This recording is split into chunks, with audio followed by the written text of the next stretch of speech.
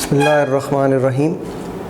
Today our topic is electric field intensity and electric potential. The relation between electric field and the potential difference or potential.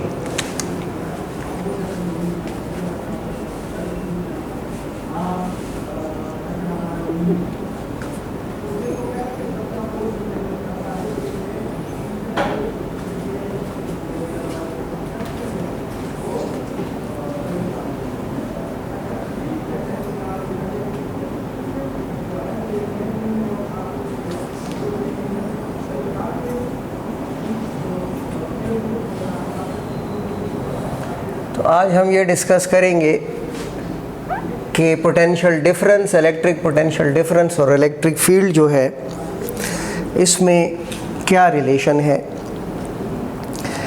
देखें, last lecture में हमने ये चीज़ define की थी कि work done in moving a charge between two points against the direction of the field. If you recall that figure, this is a positively charged plate and this is a negatively charged plate. There is a positive charge over here which is Q naught, and this charge is moved from point B to this point A opposite to the direction of the electric field. This is the direction of electric field E. तो अगर हम अपने last topic से recall करें, ये एक uniform electric field है between two oppositely charge plates. There is a positive charge at point B, point charge, and that charge is moved from point B to point A against the direction of the field. Then the work done from B to A was given by F into delta R, where delta R is the distance between point A and point B. ये work done की definition है. This is equation number 1. In electrostatics, force is given by Q naught into E. Force on this charge Q naught is given by the electric field intensity multiplied by charge, equation number 2. Now put this equation number 2 in equation number 1.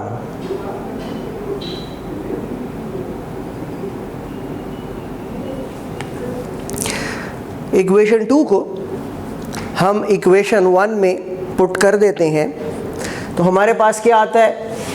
Work done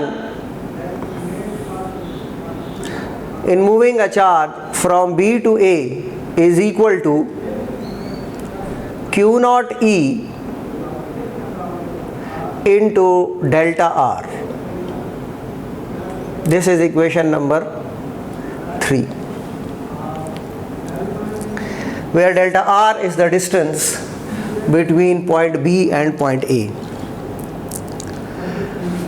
अब हमने last time इस चीज़ को derive किया था कि when work is done against the field, that is given by Q naught delta V, where delta V is the potential difference between point A and point B. अगर आपको याद हो, equation number 4. और VA को हमने कैसे define किया था? VA was potential energy of the charge at point A, ठीक है, divided by Q naught, potential energy per unit positive charge, and VB was potential energy per unit positive charge. Now equation 3 is the work done in moving a charge from B to A. Equation 4 is the work done in moving a charge from B to A. दोनों एक ही चीज़ हमें दे रही हैं, इसलिए हम इन दोनों को equate कर देते हैं. So equating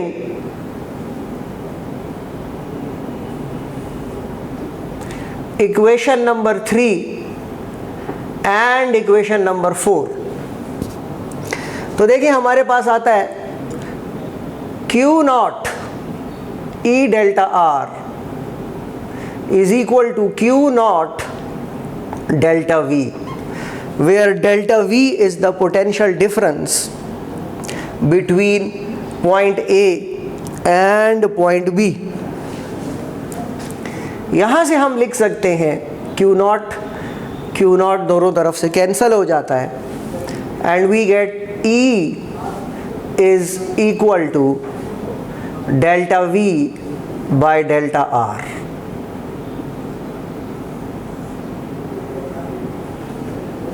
Now what is this? इसका मतलब है कि electric field intensity is equal to change in potential with respect to the distance, or you can call it that this electric field is equal to potential gradient.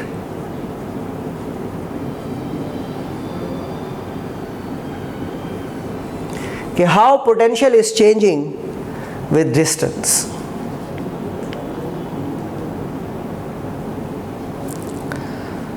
For example, अगर मैं इस तरह कहूँ, क्योंकि इलेक्ट्रिक फील्ड तो दो इसके दरमियान कांस्टेंट रहती है यहाँ पे, तो इसलिए तो ये वैल्यू तो कांस्टेंट होगी यहाँ इस रीजन में. लेकिन अगर एक पॉइंट चार्ज है और उस पॉइंट चार्ज से हम दूर जा रहे हैं तो इलेक्ट्रिक फील्ड भी कम हो रही है. तो जैसे जैसे इलेक्ट्रिक फील्ड कम हो रही है, ऑब्वियसली इलेक्ट्रिक पोटेंशियल भी कम हो रहा है. सो इलेक्ट्रिक पोटेंशियल वो डिपेंड करता है कि हम सोर्स चार्ज को पॉजिटिव लेते हैं या नेगेटिव लेते हैं. लेकिन how potential is changing with distance, increase हो रहा है या डिक्रीज हो रहा है, that gives us the value of electric field intensity. अब अगर इस चीज़ को थोड़ा सा मैं आपकी बुक में इसके साथ एक नेगेटिव साइन भी बना हुआ है, नेगेटिव साइन मैं नहीं लगाना चाह रहा, उसकी एक रीज़न है और उसको मैं अभी एक्सप्लेन करता हूँ आपके साथ में. देखें, यहाँ तक हमने इस्टेब्लिश किया ये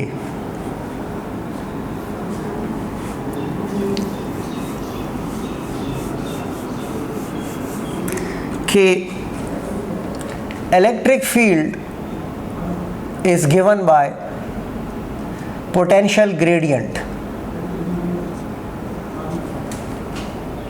कि पोटेंशियल डिस्टेंस के साथ ज़्यादा हो रहा है या कम हो रहा है.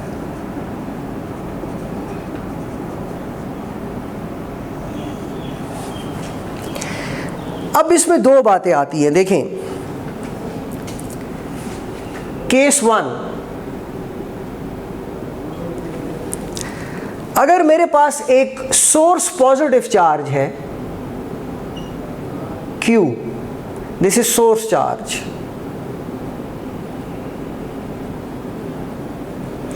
और मेरे पास एक टेस्ट पॉजिटिव चार्ज है Q नॉट,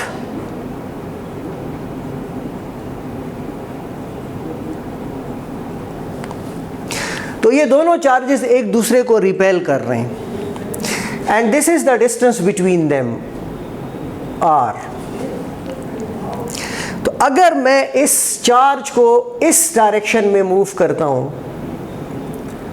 तो I have to exert force, I have to do work, और पोटेंशियल की value for this charge, source charge, will increase. लेकिन अगर यही सोर्स चार्ज नेगेटिव है और ये टेस्ट चार्ज पॉजिटिव है, ये वही Q है सोर्स चार्ज, और ये वही स्मॉल q नॉट है टेस्ट चार्ज। तो अब मुझे इसको इसकी तरफ मूव करने की ज़रूरत नहीं है, ये खुद ही इसकी तरफ जाएगा, क्योंकि ये पॉजिटिव चार्ज है और ये नेगेटिव चार्ज है। मुझे इसको इससे दूर ले जाने के लिए वर्क डन करना पड़ेगा, यहां मुझे इसके करीब ले जाने के लिए वर्क डन करना पड़ेगा।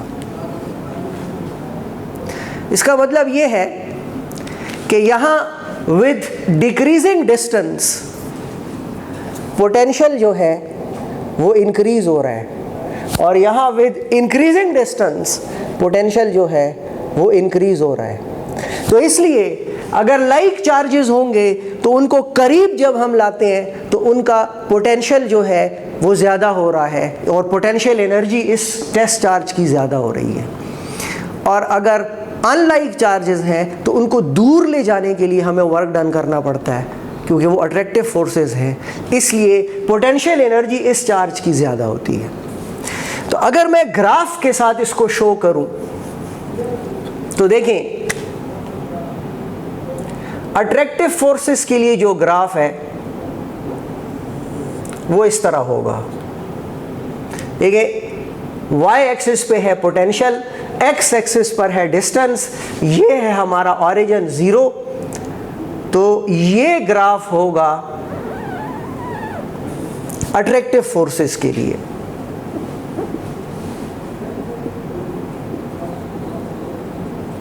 यहां हम देखते हैं ये सारी वैल्यूज नेगेटिव हैं, ये नेगेटिव वैल्यूज हैं, 0 से नीचे हैं। तो जब आप डिस्टेंस ज़्यादा कर रहे हैं तो नेगेटिवली वैल्यू जो है वो डिक्रीज हो रही है। तो नेगेटिव डिक्रीज का मतलब होता है इंक्रीज।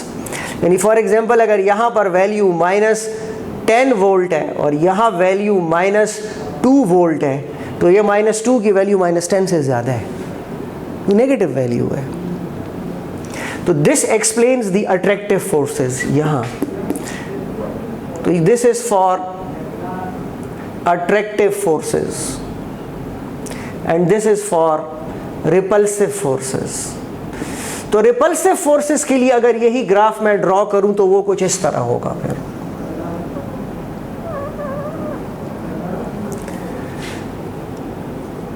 लाइक चार्जेस के लिए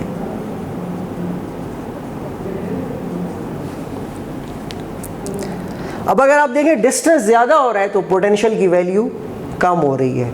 इसको दूर लेके जाएं तो पोटेंशियल की वैल्यू कम होगी, इसको करीब लेके जाएं तो पोटेंशियल की वैल्यू ज़्यादा होगी। तो दैट इज़ द रीज़न, क्योंकि हम वर्क डन करते हैं against the direction of the field, इसलिए हम यहाँ पर एक नेगेटिव का साइन लगा देते हैं कि जी electric field is negative of the potential gradient. Electric field is what? Negative of the potential gradient, क्योंकि work is done against the direction of the field। यानी जब आप वर्क डन करते हैं तो नॉर्मली ये इसको रिपेल कर रहे हैं, मगर आप फोर्स अपोजिट लगा रहे हैं, तो वहाँ जो वर्क डन का फार्मूला है F डॉट डेल्टा आर या F delta R cos theta या F डेल्टा आर, तो वहाँ चूँकि एंगल 180 डिग्री हो जाता है और कॉस 180 -1 होता है, तो इसलिए जो वर्क डन है वो नेगेटिव कंसिडर होता है। तो एक बात हमेशा याद रखने की है अब इसके बाद कि यहाँ से देखें, electric field is negative of the potential gradient for repulsive forces.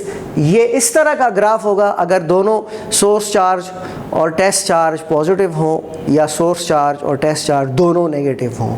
अगर अनलाइक चार्जेस होंगे, अट्रैक्टिव फोर्सेस होंगी, तो फिर ग्राफ इस तरह का होगा।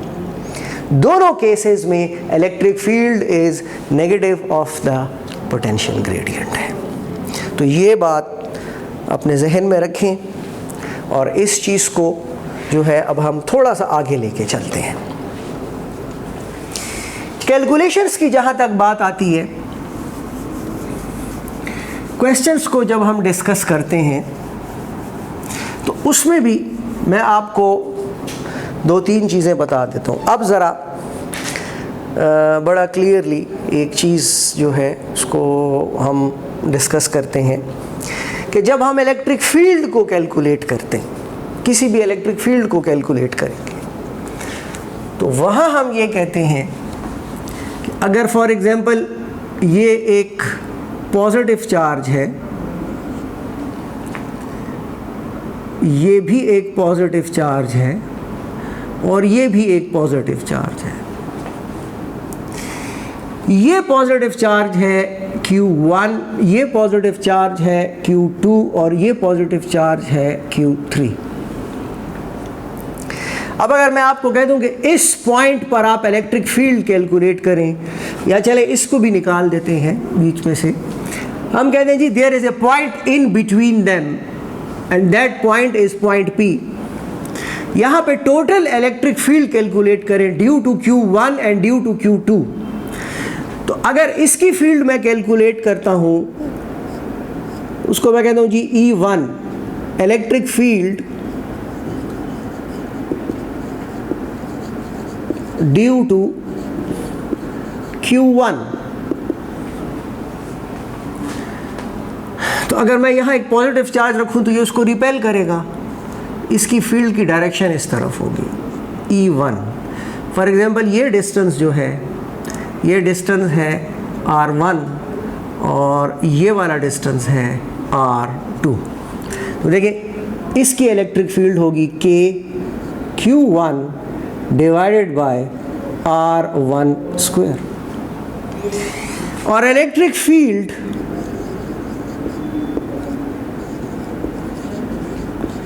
ड्यू टू Q2 वो हमारे पास होगी E2 which is equal to K Q2 divide by R2 square. ये डिस्टेंस R2 है। अब अगर यहाँ एक पॉजिटिव चार्ज होता तो ये उसको रिपेल करता, तो इसकी इलेक्ट्रिक फील्ड इस तरफ है E2। अब अगर मैं आपको कहूँ what is the total field at P,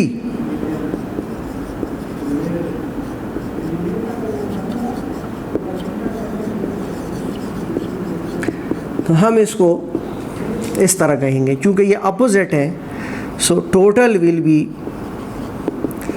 E1 minus E2 या E2 माइनस E1, जो भी इसमें से ज़्यादा हो, क्योंकि ये अपोजिट है।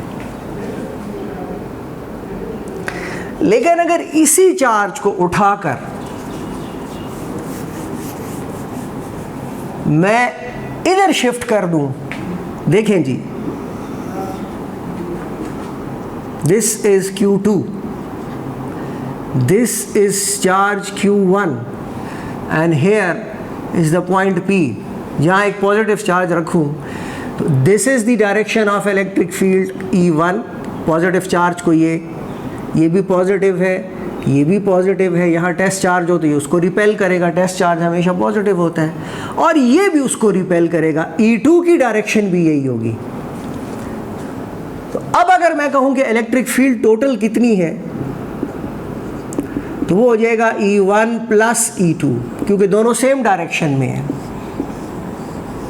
तो जब भी हम इलेक्ट्रिक फील्ड को कैलकुलेट करते हैं तो हम उसकी वेक्टर नेचर को कंसिडर करते हैं, चार्ज का साइन नहीं लगाएंगे। यहां देखें, अगर ये माइनस Q2 है, ये प्लस Q1 है, और वही सेम पॉइंट आ जाए P, तो अगर यहाँ पॉजिटिव चार्ज हो तो ये उसको रिपेल करेगा E1, यहाँ पॉजिटिव चार्ज हो तो ये उसको अट्रैक्ट करेगा E2। अब इस केस में दोनों फील्ड्स जो हैं वो पैरेलल हैं, तो इस केस में टोटल इलेक्ट्रिक फील्ड होगी E1 प्लस, ये नहीं है कि जब मैं E2 कैलकुलेट करूं तो मैं उसके साथ नेगेटिव का साइन लगा दूं कि जी ये तो नेगेटिव है तो minus K Q2 by R square और यहाँ माइनस आ जाए। नो, तो जब भी हम इलेक्ट्रिक फील्ड को कैलकुलेट करते हैं हम ज्योमेट्री ऑफ द प्रॉब्लम को देखते हैं, और ज्योमेट्री ऑफ द प्रॉब्लम से हमें ये पता चलता है कि फील्ड्स पैरेलल हैं, एंटी पैरेलल हैं, ठीक है, या परपेंडिकुलर है या जो भी है, और वेक्टर वाइज हम उसको ऐड करते हैं, जबकि इलेक्ट्रिक पोटेंशियल में ऐसा नहीं होता। ये आगे जाकर आप देख लेंगे। इलेक्ट्रिक पोटेंशियल को जब हम किसी पॉइंट पे कैलकुलेट करते हैं ड्यू टू 2 चार्जेस 3 चार्जेस, तो उस एक्सप्रेशन में हमें चार्ज का साइन लगाना पड़ता है। और जब हम चार्ज का साइन लगाते हैं तो अगर वो सेम चार्जेस सेम साइन के चार्जेस हैं तो वो पोटेंशियल ऐड हो जाता है, अगर वो अपोजिट चार्जेस की वजह से पोटेंशियल है तो वो सब्ट्रैक्ट हो जाता है। तो ये फिर हम आगे जाके देखते हैं कि कैसे करेंगे इसको। Next topic is equipotential surfaces. देखिए, as the name indicates, equipotential surface, a surface at which all the points have the same value of electric potential is called equipotential surface। तो सबसे पहले तो हम जब इसको डिफाइन करते हैं व्हाट इज इक्विपोटेंशियल सरफेस, तो हम ये कहते हैं कि a surface at which all the points have same value of electric potential। एक ऐसी सरफेस जिस पे सारे पॉइंट्स पे पोटेंशियल की वैल्यू जो है वो सेम हो, तो उसको हम कहते हैं इक्विपोटेंशियल सरफेस। फॉर एग्जाम्पल, अगर मैं एक पॉइंट चार्ज कंसिडर करूं, अ पॉजिटिव पॉइंट चार्ज, और इसके इर्द गिर्द एक सरफेस बना दूं in the form of a sphere, तो देखें इस पॉइंट चार्ज से इस स्फीयर की सरफेस पे मैं जहां भी चला जाऊं डिस्टेंस जो है वो सेम है, and that distance is radius of the sphere. ये एक स्फेरिकल सरफेस है, सर्कल नहीं है, स्फेरिकल सरफेस है। तो अगर मैं कहता हूं कि this is a source charge and that source charge is plus Q, तो इलेक्ट्रिक फील्ड की वैल्यू इस सरफेस पे हर पॉइंट पर होगी E is equal to K Q by R square. This is the value of electric field.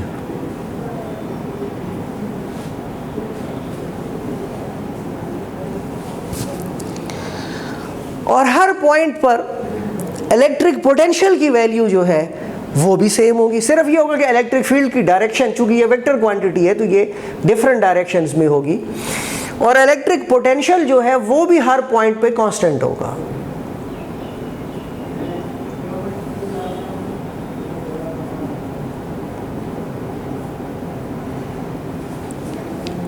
क्योंकि electric potential भी varies as 1/r, या आप कह सकते हैं, देखें एक रिलेशन हमने पढ़ा था, E is equal to delta V by delta R।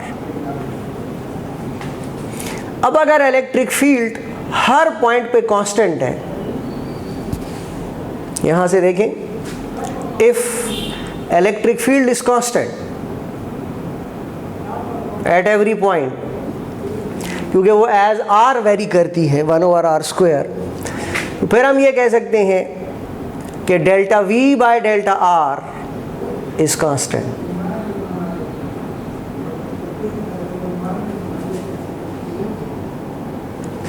Potential gradient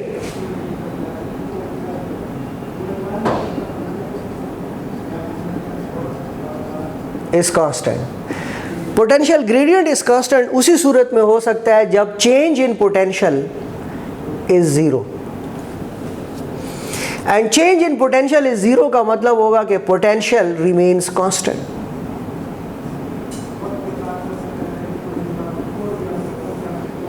क्योंकि delta V is equal to zero का ये मतलब होगा कि अगर मैं कोई दो पॉइंट कंसिडर कर लूँ, ये वाला पॉइंट है पॉइंट A और ये वाला पॉइंट है पॉइंट B, और एक चार्ज यहाँ पे पोटेंशियल की वैल्यू है VA और यहाँ पे पोटेंशियल की वैल्यू है VB, तो delta V equal to zero का मतलब होगा कि VA minus VB is zero, and if VA minus VB is zero, VA is equal to VB is equal to a constant value।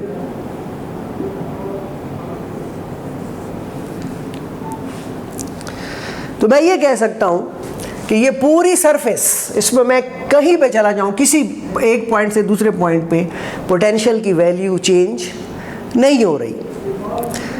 Now what is electric potential difference? The work done in moving a unit positive charge between two points.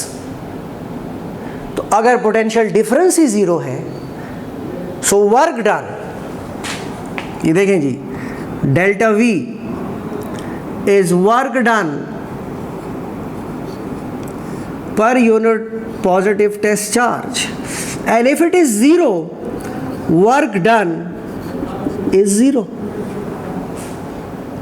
और अगर work done zero है तो इसका मतलब है no work is required to move a charge on equipotential surface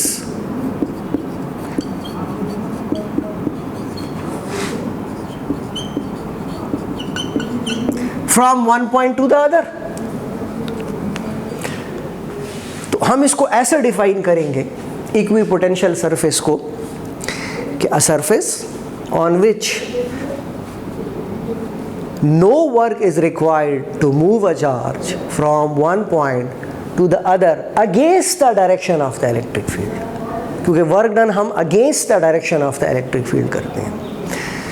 तो चूँकि हम एक पॉइंट से दूसरे पॉइंट पे मूव करते हैं और फील्ड जो है it is perpendicular to the electric field जो है perpendicular to the direction of motion है, तो उस तरह भी हम ये कह सकते हैं कि वर्क डन जो है इट इज़ नॉट रिक्वायर्ड. इसको आप एक आसान तरीके से ऐसे भी समझ सकते हैं कि अगर मैं ये कंसिडर करूं, यहाँ देखें कि ये एक इक्विपोटेंशियल सरफेस है और ये वो पॉजिटिव चार्ज है, ये डायरेक्शन ऑफ इलेक्ट्रिक फील्ड है, ये पॉइंट B है, ये पॉइंट A है और मैं चार्ज को इधर लेके जा रहा हूँ. तो ये देखें इलेक्ट्रिक फील्ड में और डिस्प्लेसमेंट में, क्योंकि ये डिस्प्लेसमेंट है डेल्टा R, इसमें एंगल कितना है 90 डिग्रीज और वर्क डन हो जाएगा F delta R cos 90. cos 90 zero होता है, therefore the work done required is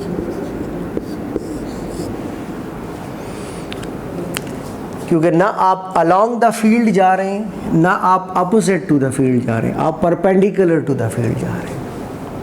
तो इस तरह भी हम डिफाइन कर सकते हैं कि what is equipotential surface, जहाँ पर फील्ड जो है वो परपेंडिकुलर टू डिस्प्लेसमेंट हो जाती है और एक पॉइंट से दूसरे पॉइंट तक जाने में आपको कोई वर्क नहीं करना पड़ता, and that surface is called equipotential surface.